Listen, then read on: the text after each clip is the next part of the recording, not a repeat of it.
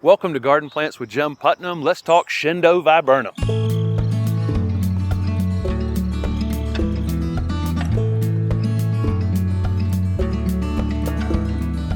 Chindo Viburnum is a fast-growing, upright, evergreen shrub with beautiful, lustrous green foliage. We're shooting this in February. Had a little bit of winter damage on this one, and I'll talk about the zones in just a minute. Back in December, cold and windy spell.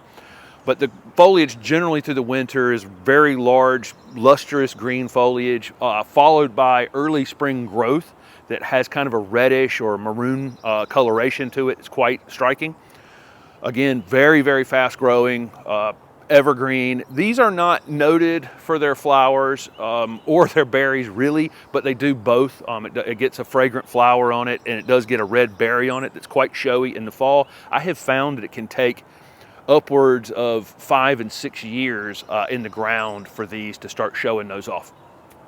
This plant was actually selected by J.C. Ralston, and it's become one of the top selling landscape hedging plants over the years. You'll see it listed for like 12 feet in height, which is just kind of funny because it was the same as Leyland cypress was a long time ago, where, you know, I remember a book that said Leyland cypress only get 12 feet tall, and then it turned out they get 50 feet tall because no one had just seen one grow that long. So this plant I've seen now as tall as 25 feet in the landscape, maybe a bit more than that, and you know, there's nothing that's really going to stop it. It has very, very vertical growth habit, and it's in a hurry. But I will say that it's not initially in a hurry. So this is one of those plants, you'll think I'm not telling you the truth. If you put this plant in the ground, it can take as much as 2 years for it to establish itself and then start to put on 3 and 4 feet of growth in a single season. These are hardy in zone 7 to 9. In zone 7A, you're using this as a screening plant or a border plant, it is going to be susceptible to some potential wind damage in some winters. I have not seen this plant killed by winter in zone 7, but I have, again, these leaves are a bit off color from some cold that we had earlier in the season. These are best in full sun, but they'll grow in shady conditions. They'll just grow a little bit thinner, and you can see what's happening here. This one's under a tree, and it's stretching a bit. So I'm going to do today, while I'm here, I'm actually going to take about 2 feet out of the top of this plant to try to get some of this lower growth to catch up on it. That's how I'm going to compensate in a shady space while I can still reach the top. So the primary use of Chindo Viburnum is definitely going to be as a screening plant or a border plant. The size of this thing, you can use it as a specimen plant, you know, meaning just a one-of-a-kind upright plant for this beautiful foliage. But I think over time, you know, it's going to outgrow almost any space where you're looking for something that's kind of small or, you know, just narrowly upright near a patio or something. I think it's just too big for that.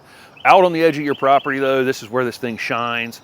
I frequently do landscape consultations, and I recommend in those consultations, you know, I always recommend a mixed border, so using lots of different things. I wouldn't line an army of these up along your, you know, your screen. If something, they're pretty pest free, but if they ever get some sort of pest problem, I'd hate to see you lose your whole border. But I do tell people in consultations, pick the spot you want to screen the most and put a Chindo Viburnum there because it is so reliable.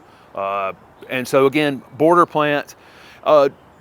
Planting requirements, really, it's tolerant of lots of different soils, you know, clay soils, sandy soils.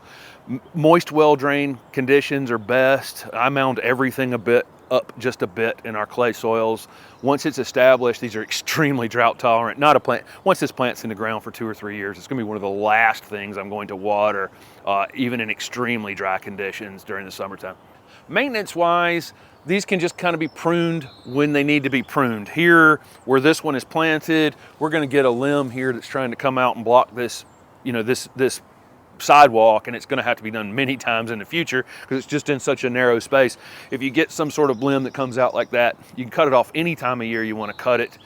It's just kind of a prune as needed thing, but keep in mind, if you're pruning it in the late winter, early spring, you probably will prevent some of the flowering that would eventually lead to berrying. Again, I don't think that's why a lot of people are growing this plant. I think primarily you're trying to grow it as a thick, full screen.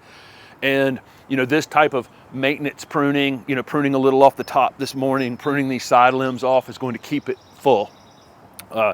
This is in a well mulched space, no weeds around it. We'll fertilize. This is a friend's garden who we've been installing over the last year and a half. We're going to fertilize this in the next few weeks with an organic fertilizer. That's really all it needs, and nothing else to it. It's just growing. It's just growing. Again, in the shady condition, it needs a little bit of pruning occasionally while it's small enough that you can reach it. So in the future, it's a big full screen. But Chindo viburnum, just, really easy screening plant. Thanks for watching.